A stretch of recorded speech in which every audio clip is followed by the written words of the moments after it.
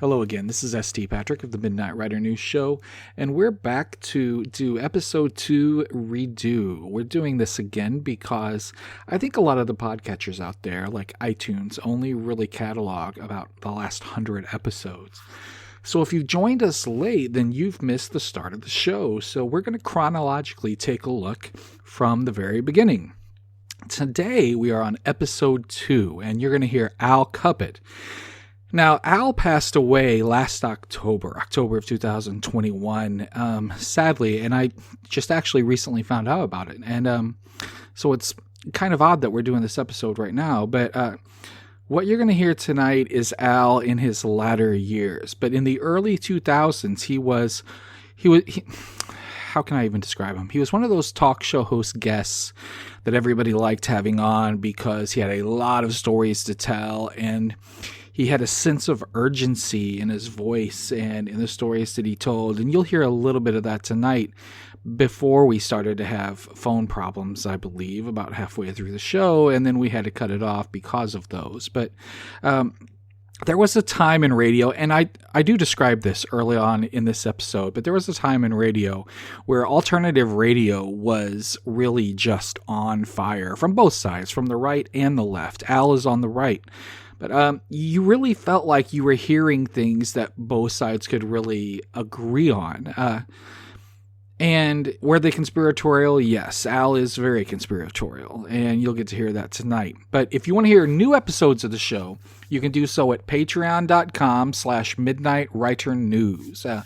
We've posted a few episodes in the last few weeks, and I'm recording another one on Thursday. I'm releasing a special tomorrow that is not an interview, but I don't really want to let the cat out of the bag on that yet. So we're going to be doing a lot of things here, and we're in constant communication over there as well. So our patrons are able to send in questions for future guests. I let everyone know when we're going to be recording, so you get to be a part of the show there as well. That's patreon.com/midnightwriternews. Here's episode 2 of the Midnight Rider News Show with Al Cuppett. Good evening. This is Al Cuppett talking to you, and you're on the Midnight Rider Newscast Show, and we expect that you'll get your ears perked up tonight. There's some things that are happening out there, and you need to know about it. If you don't know about it, you're going to be in real alerts very shortly. I welcome this kind of examination. We came, and for the international order that we have worked for generations to build. A new world order. we saw. If suddenly there was a threat to this world from some other species, from another planet, outside in the universe. Always talk to you like they're the law. And then we're going to Washington, D.C. to take back the White House! He died. Ah! He died. But that's a wicked woman. Because people have got to know whether or not their president's a crook. Well, I'm not a crook. You can keep it. Period. They are the focus of evil in the modern world. It's a catastrophe. Deep in my heart, I do believe we shall overcome. This is the Midnight Rider News Podcast.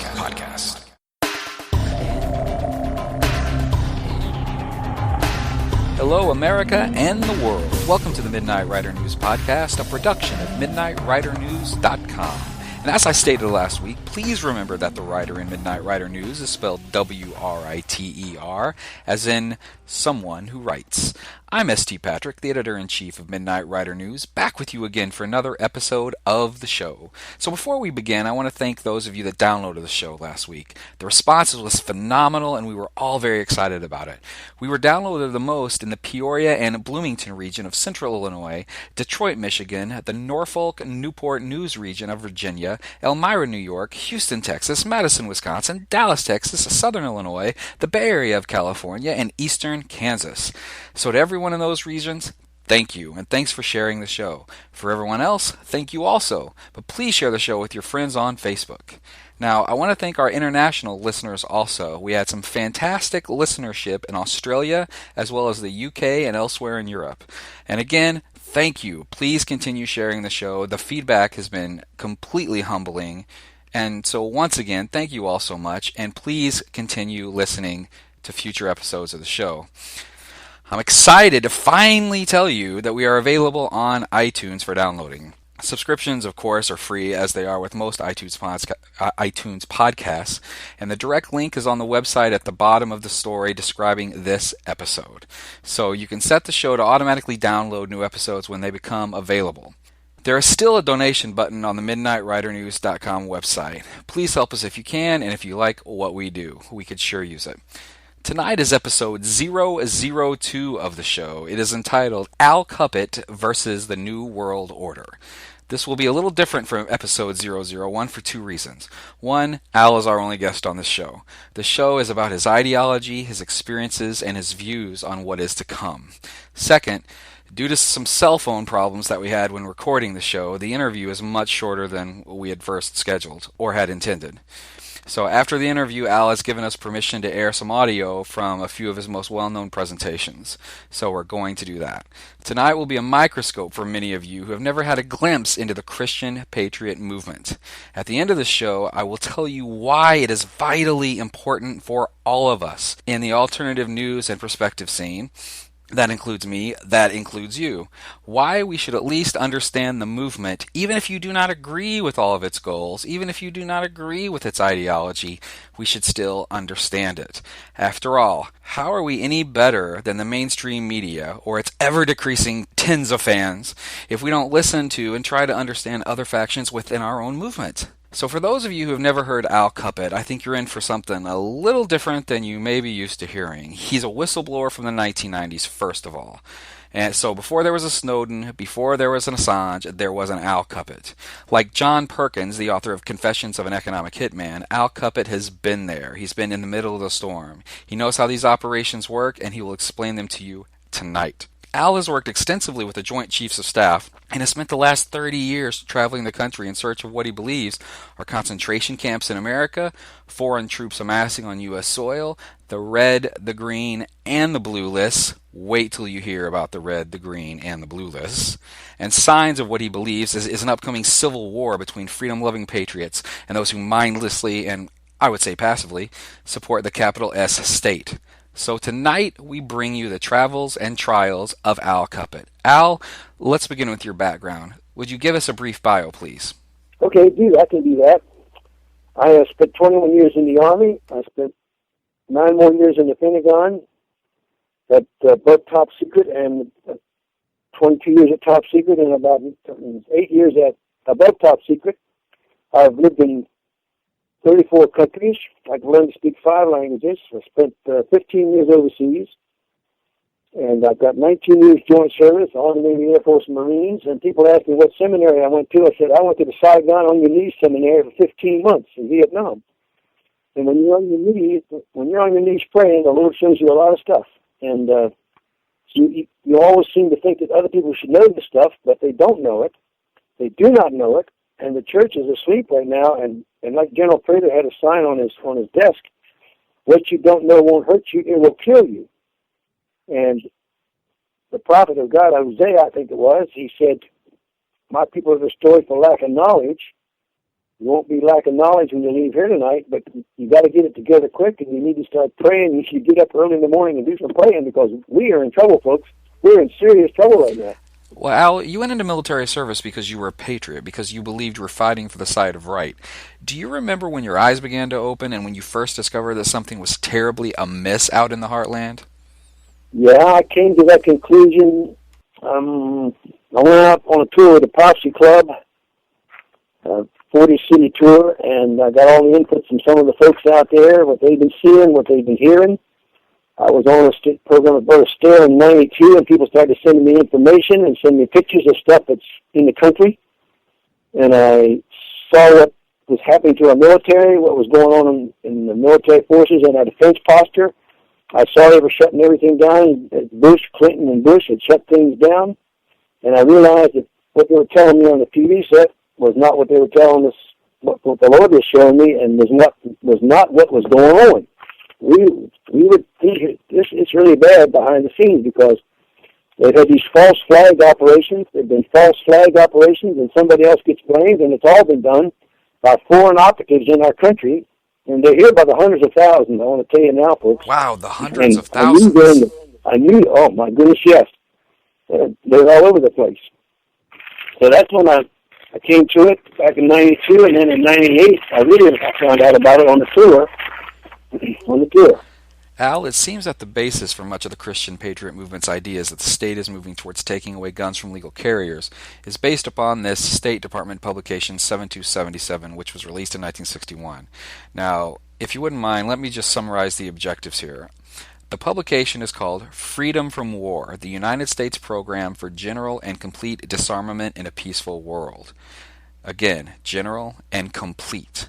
It states that first, there must be complete disarmament. Second, all disarmament obligations must be subject to effective international controls. Let me repeat that again. International controls. Third, adequate peacekeeping machinery must be established. It does make you wonder, Al, who defines adequate and what exactly peacekeeping machinery is? Well, it doesn't appear that the U.S. Constitution, as it would be null and void in an international mission with international authority, so not the U.S. Constitution. It also states that this can only be achieved through the progressive strengthening of international institutions under the United Nations and by creating a United Nations peace force to enforce the peace as the disarmament process proceeds. The goals here are really stated multiple times throughout the document: complete disarmament and strengthening international institutions. The actual enforcement of this publication would have rested in the hands, no surprise here, of UN forces.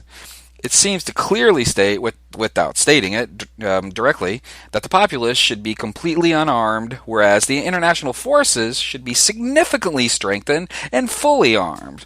What do you think about that publication, and where do you think we are at with it today? Yeah, that's old hat. That's what they put that out, and that's what's going down. That's what they're following. That's what the Council on Foreign Relations Commission and all these other secret organizations, that's the plan they're following.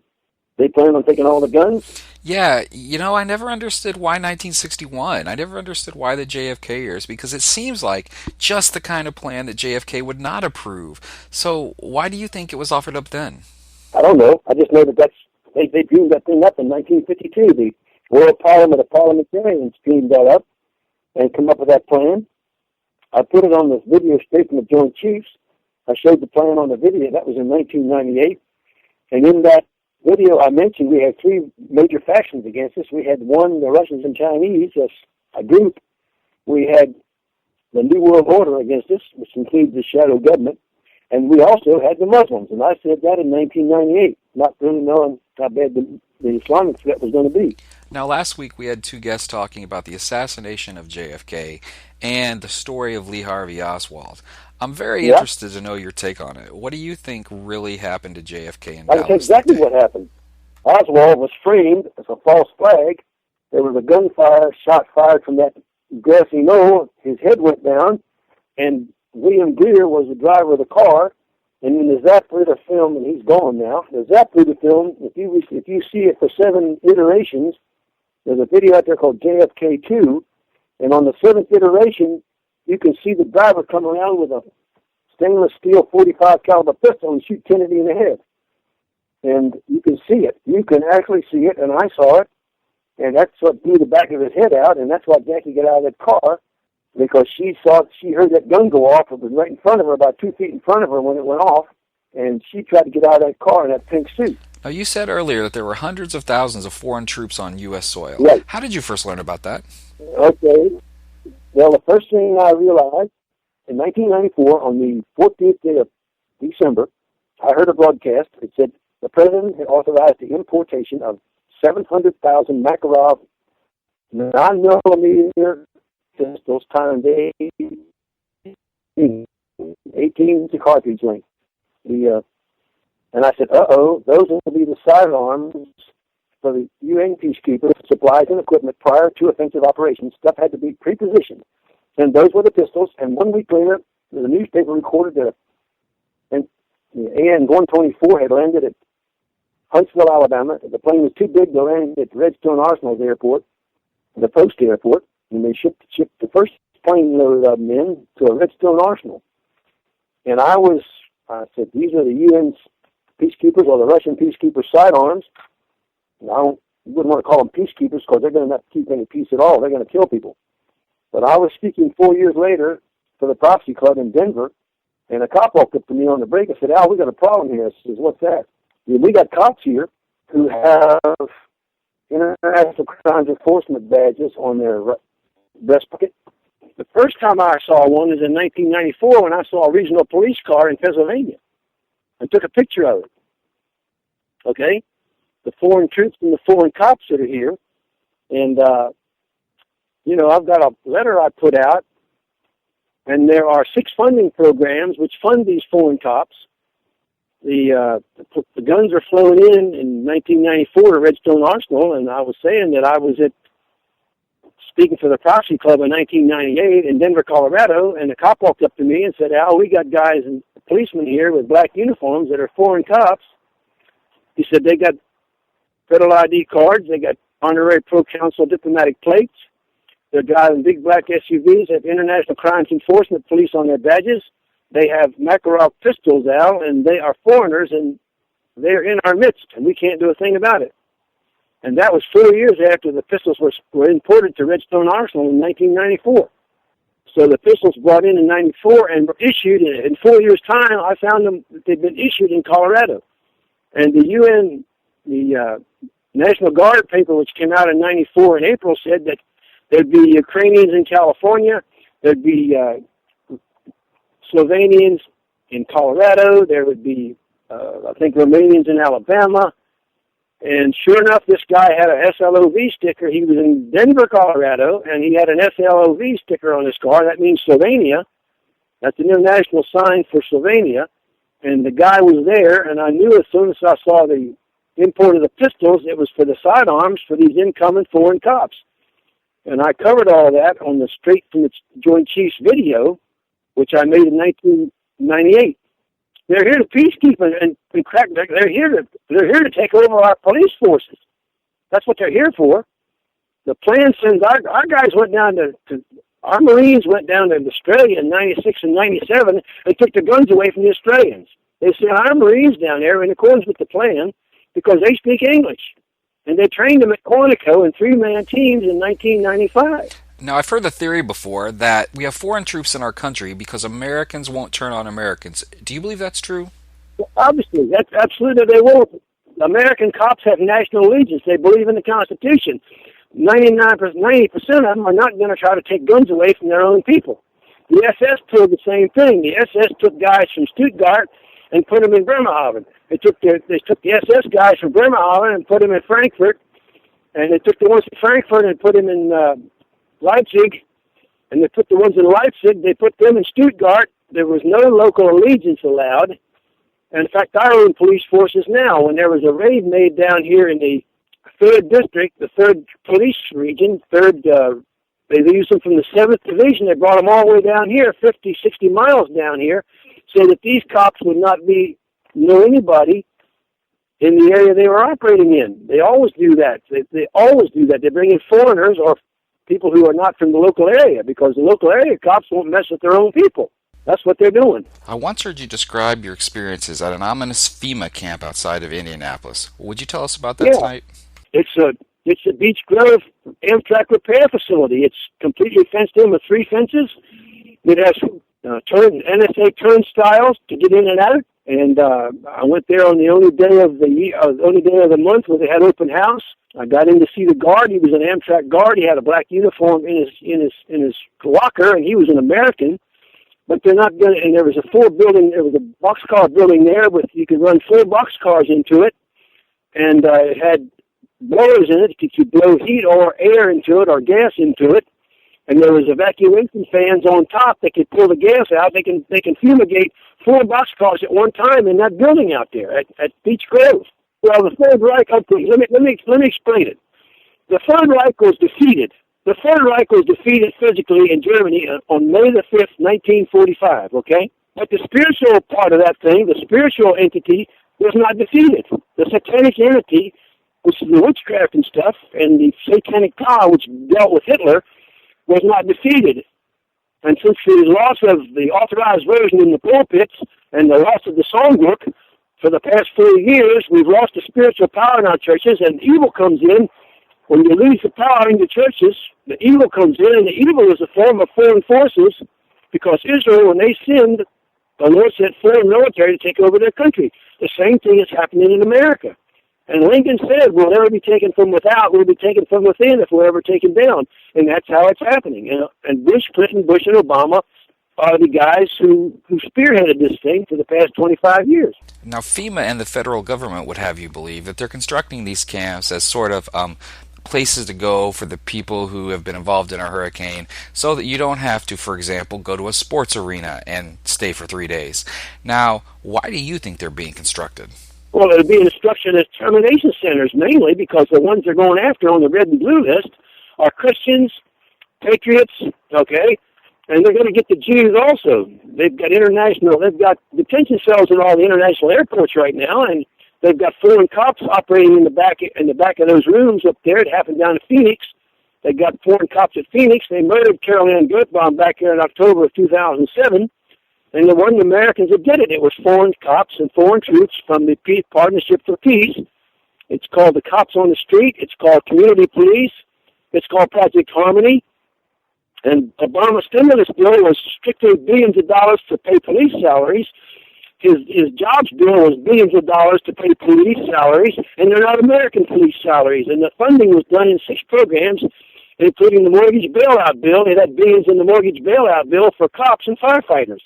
But they're not for American cops. We're laying off American cops for lack of funding now. This is going on, folks. This is no joke. This is the New World Order, the shadow government, and this is the forces of hell that have come down upon this country, and the American church is asleep, sleep, sleep, and they're going to be taken to camps, and it's going to be bloody like you've never seen, folks. This is no joke. Now, those boxcars have to come from somewhere and from someone. Who's constructing those? The steel boxcar company is Gunderson Steel Railroad Car Division, and they're building the cars up there. There was 102,800 on the contract. They're different. They got 3 rows of windows in them, about 8 inches in diameter. You can't get out of them. There's 3 levels in those boxcars. I got pictures of them. Whew, wow. I guess now's the time to ask, Al, what are the red, green, and blue lists, and how do they come about? Well, there are 10 FEMA regions, and CIA, one of the good guys, intercepted a list of names for FEMA Region 3 blue list. And on that blue list, he found this FBI agent's name, and he showed it to the FBI agent in Richmond, Virginia, and he showed it to my buddy Steve, and Steve saw Dewey's name on it, and Steve saw his daddy's name on it, and his son's name on it. He saw his name on it. So it turned out to be the regional blue list. The Germans used red, blue, and green lists in World War, and on the 30th day of June 1934, it's called the Night of the Long Knives. They pitted the army against the brown shirts, who were the Sturmabteilung, the SA as they call them, run by Ernest Röhm, who was a homosexual, by the way. And on the 30th of June 1934, they had been put out the propaganda that the army was the army officers of the Weimar Republic, the loyalist army officers, were going to round up the brown shirts, and then they told the brown shirts the same thing. They told them that, and then they told the army officers that the brown shirts are after them. And the night of the long knives, at midnight, they went out with the SS in the black uniforms and arrested the leadership of the brown shirts and executed all the military officers who were not loyal to Hitler on the spot, summarily executed them. And they had a red, blue, and a green list. And we've got the same thing here because I found out about the list Steve Quayle discovered the year I found it in 95, and Steve had a guy go to FEMA headquarters and work on the computers, and he found 6.2 million names on red and blue lists. American names on the red and blue lists at the FEMA headquarters, now Homeland Security. That's what happened. Who are on the list? Well, you and me, for one, you and me are going to be on the red list for sure, okay? Then Alex Jones, he doesn't talk about the Jesuits, so he may be part of a problem, but he has put out some good information. Steve Quayle is going to be on the list. But the red list has 8 categories, and the first, I told you, it was a satanic operation, and category 1 on the red list is Christian women for satanic sacrifice. I saw the thing about 15 years ago, I saw the list. I saw the categories. Because it's satanic. This thing is, Hillary Clinton's a fourth-degree witch. She's into witchcraft up to her ears, brother. She is, in fact, you know, when people are possessed of the devil, they have a sulfur smell about them. They smell like sulfur. You know what that is? That's brimstone from the pit of hell. And Obama smells like that, and so does Hillary. And I just read a book about the conquest of Mexico, and the Cortez went in there and captured Montezuma. He said all the witch doctors smelled like sulfur. And I just read about it. That's good grief. That's the same thing that's going on up there in Washington. This thing is satanic from the word go. Just as Hitler's SS was into witchcraft and devil worship, well, I mean, that's where this evil stuff comes from. But people, you know, some people don't even believe in the devil. And then we never left out there because the roads are marked with, back in the 90s, the roads are marked with red, blue, and green signs. They're convoy route markers because the new guys that were here from overseas, these guys from overseas, didn't know the map, didn't know where they were going, so they marked the roads to the camps and stuff and to the centers. They marked them with military route convoy route markers, okay? Just like they did in Eastern Europe. In Eastern Europe, they had no maps. The civilians had no maps in Eastern Europe during the Cold War because they tried to escape to the west. So they had convoy route markers for all the military troops and the police that guided them on a code word system to certain places, important places, so the civilians, if they knew which way east was or west was, and they had maps, they would escape towards the west zone, you know, the western part of the country, to West Germany. So they didn't let them have any maps over there. They put these road signs up. And this is S.T. Patrick. We're with Al Cuppett, and this is the Midnight Rider News Podcast. We'll be right back.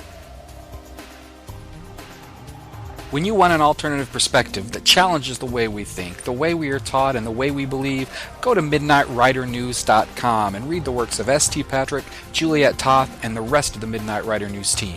At MidnightRiderNews.com, we speak truth to power, we fight for justice for those who've been treated unjustly, we challenge societal norms, and we always question authority.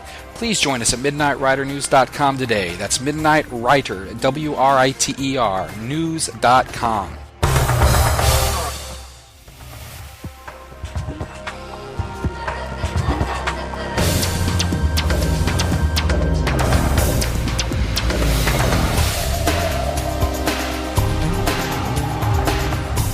Hey, this is S.D. Patrick, back on the Midnight Rider News Podcast.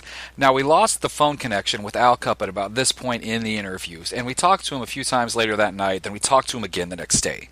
And it seems like we were just having some phone problems. So Al gave us permission to play some audio from some presentations he made to the Prophecy Club. So without further ado, here's Al Cuppett talking about black operations. Think about martial law. Martial law is completely strange to all of us. I didn't put it on the video, but I went and saw a FEMA guy in 1985, I believe it was, and he had a top secret code word clearance. And I said, why have you got a top secret code word clearance? We got him, we can't tell you. Flood and Mud?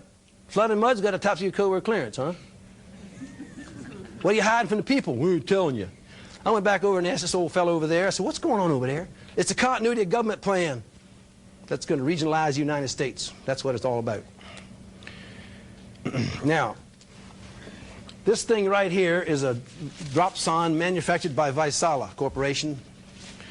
This drop sign was dropped behind a man's house. It wasn't dropped, sir, from a Lockheed Electra. It was dropped from a helicopter at midnight. And yes, it's a weather sign. It does all the stuff, barometric pressure. I got the operations manual on it. I know what it does. I'm a communicator for 32 years, and I know what that'll do, too. It dropped behind his house. He brought it here to this meeting, 19 February. He didn't bring it, he sent it to me. This thing has the capability to transmit 300 different frequencies. In other words, they could drop 300 of them behind houses, and it would locate your position within an inch or 2 inches or so, or a little more, from the GPS satellite constellation. It'd locate where you are. It broadcasts temperature, dew point, humidity, barometric pressure. The exact things that a chopper pilot would need to know to land in your backyard. It also transmits the wind direction as it's falling from an airplane at 20,000 feet. It can transmit 200 miles line of sight from up there. It's also got a, has a battery port on it right here to charge the battery. It has a data port to program what frequency it'll broadcast on. And it broadcasts the frequency from this little, probably a 1/8 wavelength antenna right here. Once it's dropped behind your house by the chopper, that's one witness. The second witness is the drop sign behind your house. It has an elastic thing on it. It was deployed. It's deployed from a module. The chopper or the ground team that comes after you is also triangulating on GPS. They have 3 witnesses. This is the right house. Yes, it's an innocuous drop sign, but it's being used for a pernicious purpose, regardless of what the Air Weather Service says, or the National Weather Service, or NOAA. Because I talked to a fellow who'd spent 20 years in the Air Force Security Service. He's now working for the National Weather Service. He says, that thing, brother, does exactly what you say it does. It locates you. The man was fortunate to be here in the morning. Evidently they failed to come find him. Because when the team comes after you, they take the drop sign with them. If one's behind your house, you find it at night, be careful. Throw it in a bucket of water. But it still does exactly that. By the way, the guy wrote this email to us and told us this. There was a federal agent in the meeting in Baltimore. 10 minutes before the close of the meeting, the question and answer session, the sister stood up and she said, brother, the Lord would have me tell you that there is a federal agent here. Say on, sister, use the mic. And she come under the anointing of the Holy Ghost and she said, and she spoke first person, there are no secret servants, there is no secret service in my kingdom, and there are no secrets hidden from me. I would adjure you, therefore, to do what is right. Stand up, stand up, stand up, and do what is right. And that was it. That was the prophetic message. And he wouldn't look at her the rest of the night.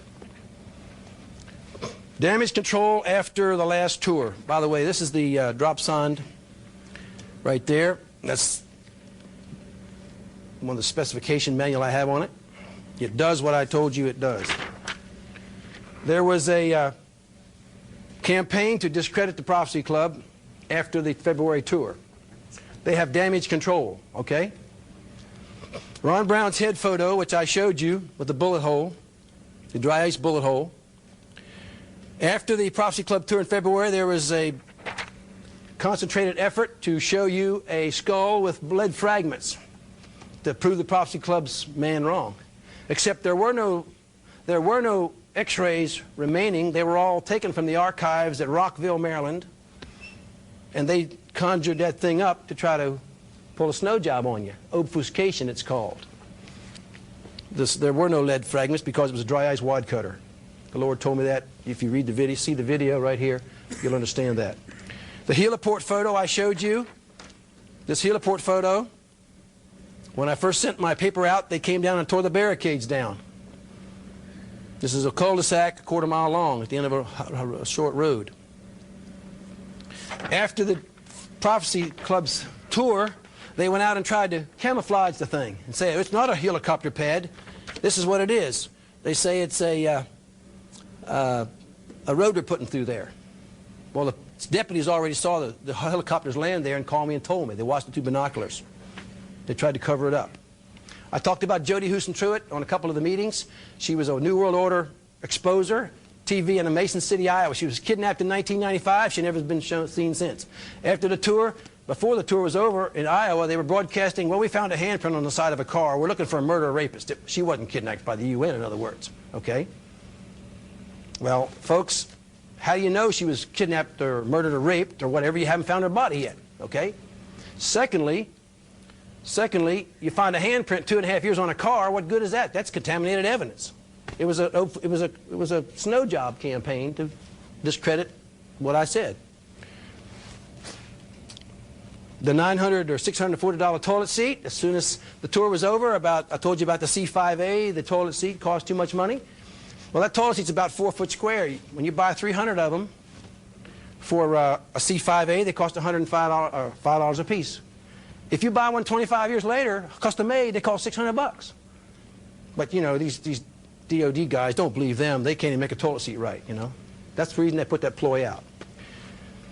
Guillotines. I'd heard about some guillotines on the Mississippi River being exposed. about 3 years ago. When I was in Texas, I won't say the city, the MC took me aside and said, "Did you see the lady there?" "Yeah." "The two daughters?" "Yes." "She wants me to tell you the following." She said her brother works out in San Francisco, Oakland area as a stevedore or longshoreman, and they dropped a big container one day, and that baby busted open, and it had guillotines inside of it about that high with hand-loaded spring handles on them. Anyhow, there was another fella backed into him out there in this truck and tore the thing open, and they found guillotines in there. Now, what in the world would they be doing with guillotines? Well, the Bible says somebody's going to get beheaded. As simple as that. It's twice in Revelation. Latest photos of UN equipment.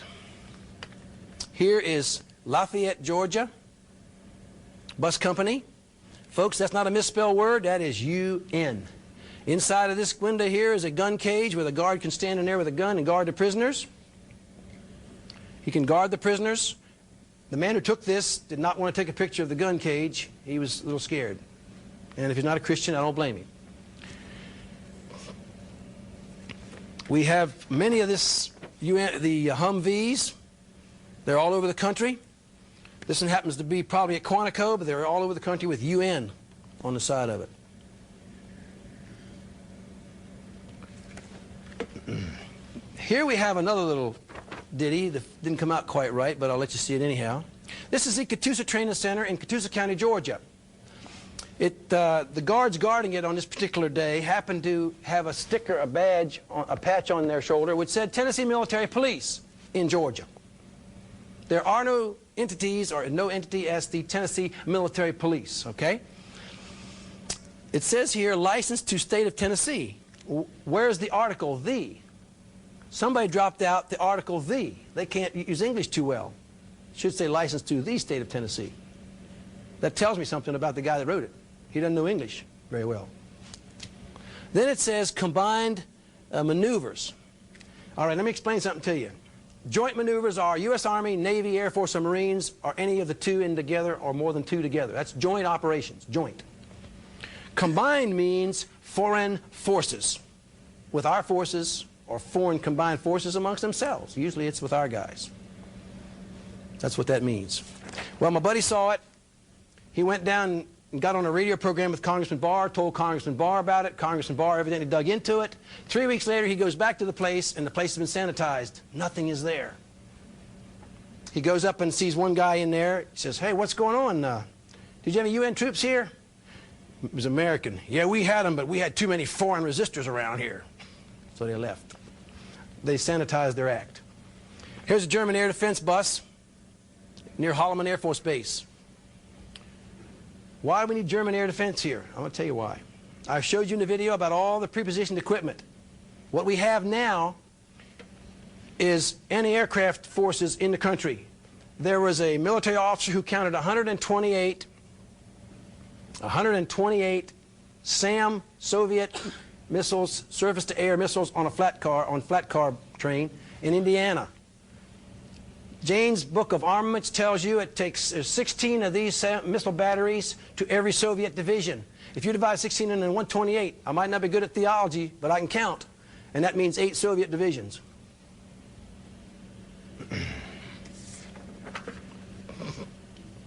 Fort Myer, Virginia, a welder was taken in to weld. They put blinders on him so he couldn't see what he was doing, and he heard foreigners all around him talking. 3 VMI cadets from Virginia Military Institute went to Fort Bragg to see where their new home was going to be. They took some pictures on an open, free post where you can drive on of something. Whatever they took a picture of, their cameras were taken, the film taken, they were told to get off the post. This is what they used to do in Yugoslavia and Hungary. Now it's America they're doing it to. On a free, open post. Denver, a police officer walked up to me, and you cops out there listening, I belong to the Virginia State Sheriff's Institute, and I support the Virginia State Police Association. He walked up to me and he says, "We have, here in Denver, cops running around here with black uniforms on that speak funny, don't talk right, and they got a badge which says International Crime Enforcement Police." He says, on the bottom in Latin it says, "Nothing without God," but it's not the God that we serve they're talking about. In Spokane, a sister, in Phoenix. By the way, these guys in Denver had SLOV, Slovenia, on the stickers on their cars they were driving, SLOV for Slovenia, like EST for Estonia and MV for Moldavia in the video. When I refer to the video, I'm referring to the Joint Staff video that we showed earlier. When I got to Spokane, a sister walked up to me, and folks, stand by for this one. She said, me and my sister went to Camp Lejeune to videotape my son's graduation at a Marine Corps graduation, and we videotaped it, and then we went by the parade ground, and there was all these guys goose-stepping. And when they goose-stepped, they kicked their left foot out like this. And they were goose-stepping on the parade ground. They videotaped both of them. Both of them videotaped it. And when they got home, their video cameras were blitzed out. Nothing was on it. Well, then we find the following news. Multinational exercise stresses cooperation. Well, it's Cooperative Osprey 1998. Here it shows 16 nations waving their flags. 13 of them are actually 15 of them are not Americans. They're waving their flags on our soil, in our faces, okay? 13 of them, Canada and Holland and the U.S. 16, 13 makes 3 plus 13 makes 16. But who are the others? Albania, Bulgaria, Estonia, Georgia, Kazakhstan, some other Kyrgyzstan, don't know who that is. Latvia, Lithuania, Moldavia, Poland, Romania, Ukraine, Uzbekistan, Holland, Canada. The first 13 are Soviet satellite countries. They're Russians. Здравствуйте, товарищ, откуда вы? You know, where you from, comrade? What are they practicing? They were practicing 6 disciplines. 1, convoy operations, how to get to your house. 2, military ops in urban terrain, if you live in the city. 3, indoor simulated marksmanship training. They're going to bust in houses and live fire. They're going to be shooting when they come in. Civil disturbance and mass casualty operations. That's what they expect to happen. Checkpoint operations, weapons disarmament. Do you have safe and sober checks here in Indiana, where the cop stops you and checks your breath and your license? Desensitization to being stopped at night. You stop there, there's a sheriff in a brown suit, he checks your breath. Hi, Mrs. So-and-so, Mr. So-and-so going home. You know you vote for the guy, right? One day you come down the road at night, and the sheriff's wearing black uniforms tonight. See the video and understand what I'm saying. Oh, the sheriff's wearing a black mask tonight. Huh. Must be a drug bust. Oh, the sheriff's got a clipboard tonight. Oh, the sheriff's got a black helicopter in a black van over there with the windows shaded. And you get jerked, and he says, good evening, what's your name?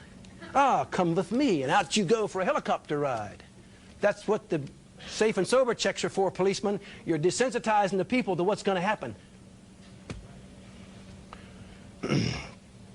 You want to see what they're doing? Here's a raid. Here's a raid on a Spotsylvania County home. The sheriff is wearing these Nazi outfits, okay, see it? And this is subliminal, folks. This is a white Caucasian fella, and most of the militia folks and most of the conservative problem children are Caucasian. And guess what's here? Look carefully what you see here. What is it? It's a Bible. You know what that subliminal message is? This was a staged photograph. The subliminal message is, crooks read Bibles. Crooks have Bibles. Caucasian militiamen, or Caucasian crooks in this case, have Bibles. That's the subliminal message. It was a staged photograph. When I get to see the sheriff of Spotsylvania County, I'm going to show him my DOD ID cards and call his hand, okay? Phoenix, a cop walked up to me and he said, we have 12 Russian cops on the force, and brother, that's 12 too many. Mexican brother in Dallas, sitting about right there, he said, brother, I went back to Mexico and my home state is full of Russian soldiers. They're all over the place in Russia. The Lord is my witness. Spokane sister said her brother was in the National Guard. They're going to train them this month and next and send them all to Bosnia. There we go again. F.E. Warren Air Force Base. A young man called his father. I know the man personally.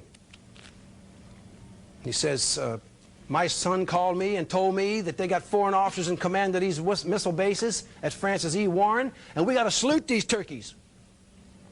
And they can't even speak English. Our missile bases are commanded by foreigners right now. The Lord is my witness. Hanging Dog, North Carolina. Hiker saw a bunch of troops out there, UN troops. One of them got his hand blown off and had to go to Murphy, North Carolina Hospital. This is black operations, folks. Black ops.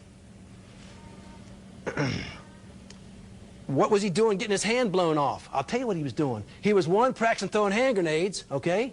Or two, he was practicing setting demolition charges in our country. Blank slide here for MOX CBA.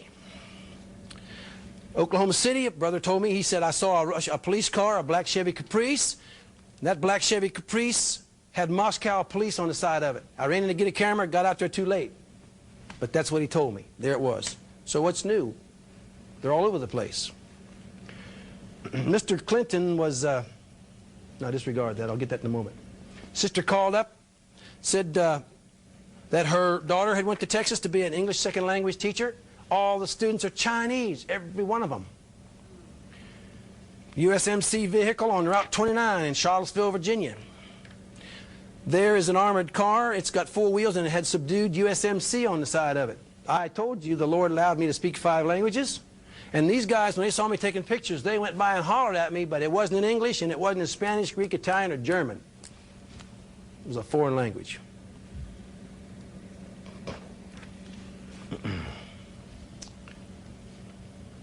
The plot is huge, and I'm going to show you what they're doing. Didn't have time on the first video. I'm going to show you now. Stand by for a shock. In 1939, and from 33 to 39, Hitler had demonized a certain segment of the population. He had demonized first the Dutch communists. The Dutch communists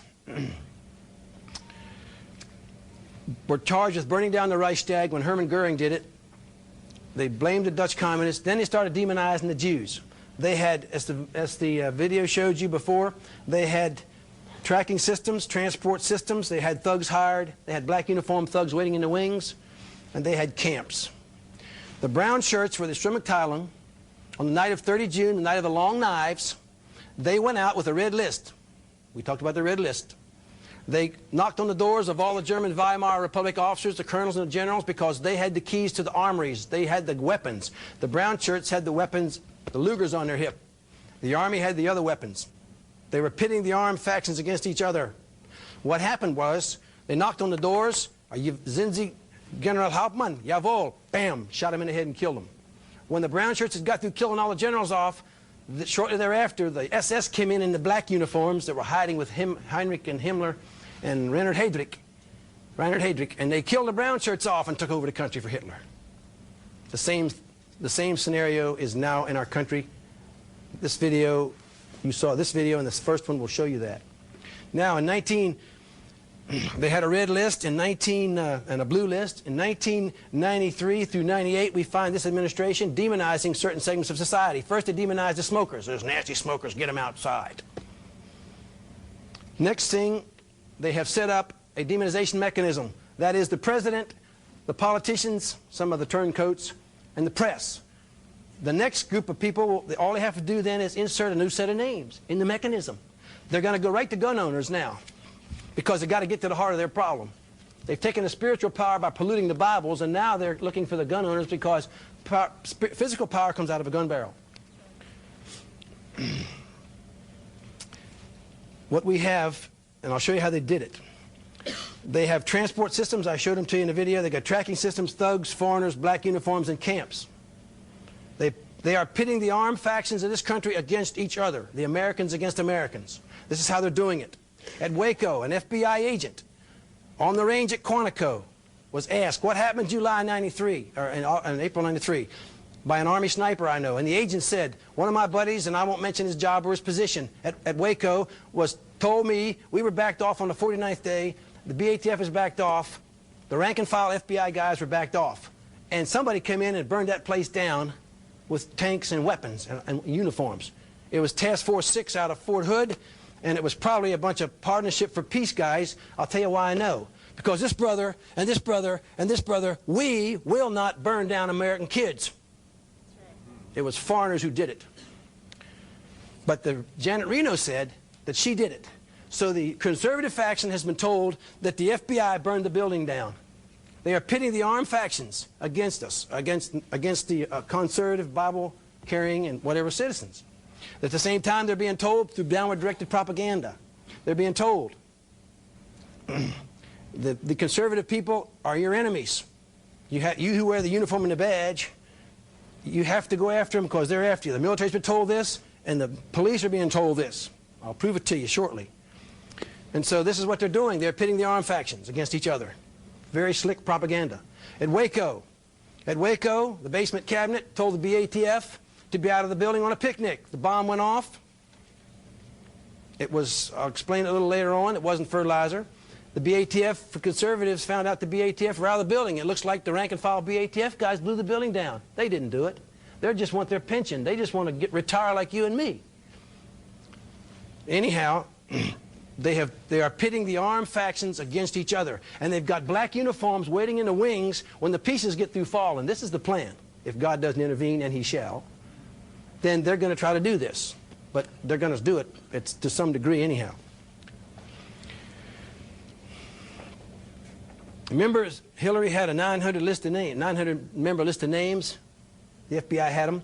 Well, she had about 2,400. And every congressman on Capitol Hill who'd ever had a skeleton in his closet said, uh-oh, Hillary's got a list of names. If you've done anything wrong, you can't vote to impeach Bill because they will get us. It was subtle blackmail. You see what they did? Is any head shaking? You see what they're doing? It was a subtle call. There was never any investigation of that, about what they're doing with all them lists. Nobody's ever prosecuted. I showed you the Beach Grove on the video. The one thing I did not show was I talked about the red and blue list, but I did not mention the red and blue zone sign. That is a pernicious sign, red and blue zone. There it is, red and blue zone. This thing's been sanitized now. They've taken all this stuff down. It didn't exist. It's still there, though. It doesn't take much to refurbish it. They spent $5.9 million on it. General Parton wrote an expose on the Oklahoma City bombing. And ladies and gentlemen watching this video, this simple diagram proves there was not an ounce of fertilizer there. There was a bomb in there, but it wasn't fertilizer. Fertilizer bomb would have left 2 hours of nitric acid floating in the air. You couldn't have breathed for 2 hours. And the Brisson's wave of fertilizer, this is a building, will not cut reinforced concrete any further than that distance where that blue mark is. It could not have been fertilizer. There was 6 drums of fulminated mercury or something inside that building. TWA-800 was shot down with a continuous rod warhead missile. Long story. They wanted to blame the militia, but it got too high to be a stinger. And folks, I want to tell you, JP4 kerosene will not explode, sir. All you farmers know kerosene won't explode. JP4, even JP5's got a higher flash point even. Here's a slide of the visible government of the United States. Here's the president. The Federal Reserve runs everything, you know that. Here's the White House. Here's President Clinton. Here's the cabinet. FEMA is one of the cabinet members and all the cabinet secretaries. Here's the Congress, the Supreme Court. Moscow's here. This is Europe, Brussels, the Vatican. Okay. Now, here's the Project Harmony cops that are operating out there. Here's the regional police that are out there. I've got them kind of what you call it, but they're out there. You see them sometimes you don't. You know, of course, Mr. Clinton went to England, made a speech, and the first question was, hey, what about the guy in Dallas with the 17 million signatures to impeach you, Mike Benn on Wilshire Boulevard? Mr. Clinton came back to the States. 2 days later, there was a helicopter over Mike Benn's house right here. He had a reverse floor plan. The chopper fired 2 rockets into his house. Who saw Linda Thompson's video, America Under Siege? Good. Hands. Thank you. The goons hit the wrong house, though. It was a house just like Mike's on the other side. What happened was they didn't burn the house down, and there was no lightning strike the house like the radio and TV broadcast said. Yeah. What happened was 2 hours later, the Secret Service came out. The Secret Service came out and took away the TVs and all the appliances. They had to do that because they had to get the appliances out of there and the TV out of there, because when TV gets struck by lightning, it ionizes the TV screen. They had to get it out of there. How is it done? Here's the simple thing right here. Here it is. What they did was the helicopters were sent out. Sister Hillary has 4 mission essential staffers in her cabinet and 12 more. They went into 20 inches of snow. They had to go in 20 inches of snow. 20 inches of snow they had to go in. If you got somebody going to work in 20 inches of snow, you're running an operation. That's command and control. That's what they're doing. What happened? Well, the house didn't burn down. So the phone call was made to this young lady. She called Treasury Department to talk to this little liaison officer here, whose word is God, to this Secretary of Treasury. They called Secret Service. Secret Service called Dallas and said, get out there and get those, you got a badge and a gun, get out there and get that TV and those appliances in that rent-a-truck. That's how it was done. Now, General Parton, they sent a team. The word went out to Justice, go down and see General Parton and ask what he's going to talk about when he gets on the stand for McVeigh. What's he going to say? They weren't worried about his bombing expertise. They was worried about what he's going to say on the stand, and it's exactly what they asked him. The word went back. General Parton's going to say no fertilizer because it wasn't fertilizer. Trying to blame the wrong people, and it wasn't fertilizer. If General Parton had been called to the stand, what do you think would have happened? Look at all the other guys, what they got. Admiral Border was sent to Russia. He came back from Russia. He told the chairman, Mr. Shelikivili, he was born in Latvia, can't speak English too well, you know. And he told him, I'm not bringing any Chinese peacekeepers here to peacekeep on the West Coast, not in my Navy, not on my ships. Oh, the word went up, Admiral Border's not going to cooperate. The Joint Chiefs aren't going to cooperate with us. We'll teach them to play ball. The word went out to the Black Ops. They went out to Border's quarters. Guy called me from the Navy Yard and said, I heard multiple gunshots at the Navy Yard. An FBI agent called our favorite talk show host and said there were 3 bullet holes in his body. The Admiral knew everything had been shut down. He knew nothing worked. He knew everything was shut down. He knew the stuff couldn't work. He knew what was going on. And he said, no way, Jose. Admiral Jeremy Mike Borda was a hero. He had only one life to give for his country. And I would say to the other chiefs, if you don't do something, you have only one country to give for your life. Same thing happened to a guy on I-66. At a rest stop, he was taking pictures. He climbed over the sign, took pictures, took off in his car. These Black Ops guys, they saw him out there. He got a letter 2 weeks later from Transportation Department. What were you doing out there? What do you care? It's a free country. So what happens? What happened? They saw him out there. They couldn't write him. They got his tag number. They couldn't write him a letter because they don't exist. They called this young lady here. She called here and went over to Transportation, sent the guy a letter. What are you doing out there? That's how they do it. That's how they're working it. General Parton has had 2 cars smashed and totaled out. Almost totaled. His wife's and his. By Chinese-speaking people. Let's look at... I told you about TV talk show host Jody Houston Truitt. She got taken out. Waco, Oklahoma City, TWA, Value Jet, Bill Colby, ex-CA director, Jim McDougal, etc., and Vince Foster. And it's ad nauseum. It goes right on down the line, etc., etc., etc. This, folks, is how it's being accomplished. Here's the guys in charge. The devil's up here. You have these fellas here, the secret societies, the trilateral, the Council of Foreign Relations, and the money mongers who are involved. This is how it works. There is a connectivity from Brussels, Belgium, the beast computer, to every head of state in the world. Take that to the bank. They're already calling the shots. They're already calling those shots and telling the White House what to do. I'm sure Janet Reno's instructions on Waco was called by the New World Order from Brussels, Belgium.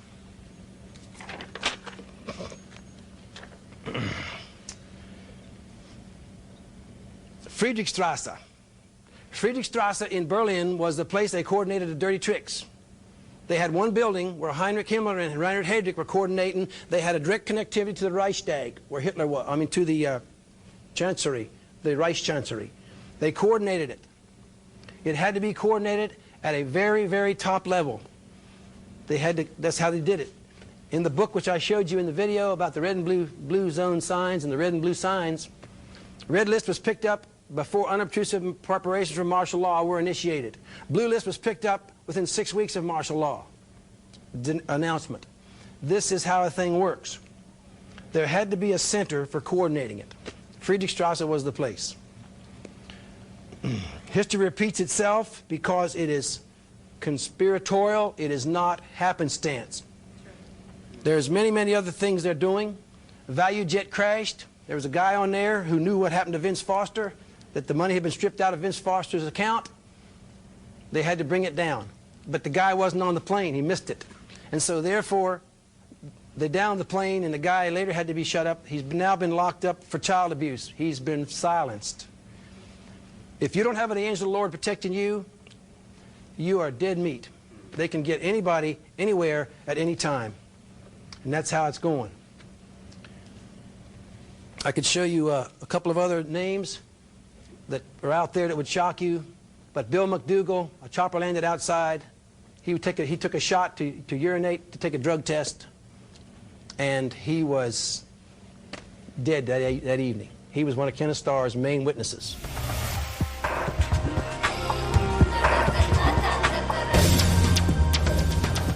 And I want to thank Al Cuppett for joining us tonight, and I want to apologize to all of you for the lack of a full interview. However, I also want to thank Al for allowing us to use some audio from his presentations to the Prophecy Club. Now, I know many of you do not agree with the Christian Patriot wing of the Truth movement. However, I think you should allow yourself some sort of understanding of it. After all, this movement is pretty vast, and it includes a wide variety of opinions, ideologies, and yes, truths. So here's my point. I once in college had to do a project where I was tasked with explaining the U.S. political continuum. I not only had to explain it, but I had to place then current politicians along the continuum, explaining why they were at each and every point. Why was someone more to the far left? Why was someone more far right? Who were the independents in the middle? It was assumed that the line was just that, a line, a linear continuum. There was the far left, and there's the far right. They were at diametrically opposite ends of the U.S. political continuum. They were opponents, they were enemies, and they were opposites. It was not really until the mid-1990s that I began really thinking about that continuum once again.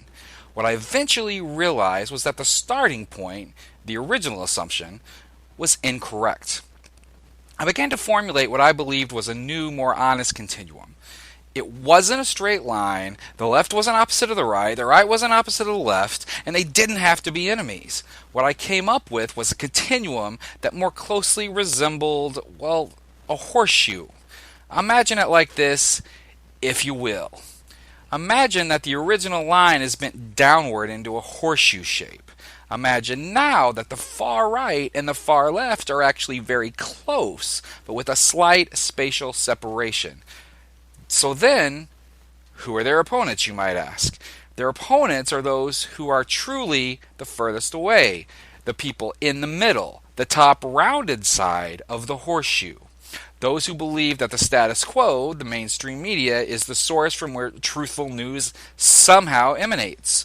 Those who believe textbooks are valid sources of facts. And many who still believe that the words "a State Department spokesman said" are somehow credible. They are the opponents. See, the far left and the far right are both skeptical of the capital S state, and maybe for a variety of different reasons. Both wings believe that we do not get truth from our state-sponsored schools. Many have significant factual and ideological problems with textbooks, and many believe that Dan Rather, Bill O'Reilly, MSNBC, and Fox News are all cultural nightmares. So how far apart are they really? How far apart are they on the horseshoe? Not very far. If you're a truth seeker on the proudly radical left, you may just have a friend in the Christian Patriots on the far right. If you're a proud Second Amendment pro-sovereignty constitutionalist from Montana, you may just have a friend in the occupiers of Wall Street. Are we really that far apart? I don't think we are. Both wings are fighting the same people for truth, justice, and freedom as it is defined by each faction. Both wings are fighting the middle, the stupidly satisfied status quo, not one another. And that is why everyone in this audience tonight needs to understand Al Cuppett, even if they agree with neither Al Cuppett nor his beliefs. I'm St. Patrick, and this has been episode 002 of the Midnight Rider News Podcast, Al Cuppett versus the New World Order. If you would like to download this episode, you can do so, and you can subscribe on iTunes for free, of course. If you would like to email me with comments, show ideas, or questions for upcoming guests, please contact me at midnightridernews@gmail.com. That's midnightridernews@gmail.com. And again, remember that Rider is spelled W-R-I-T-E-R. We're going to take 2 weeks off for Christmas and the arrival of the new year, but we hope and pray that 2017 will be a spectacular year for the show and for the site, midnightridernews.com. We hope you will all join us. Until then, from the other side of the mountain, on the best side of midnight, I wish you peace.